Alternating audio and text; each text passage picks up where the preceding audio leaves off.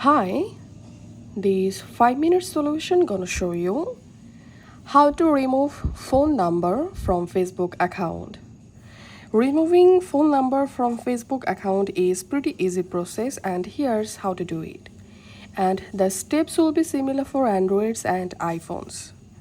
First of all, open your Facebook app and sign into your Facebook account. Now tap on your profile photo and tap on settings and tap on account center and tap on personal details. Tap on contact info and under contact information section you will find all of your add date, email addresses and phone numbers. And now to remove any specific phone number from your Facebook account, just tap on the number and tap on delete number. Tap on delete and the number will be removed from your account.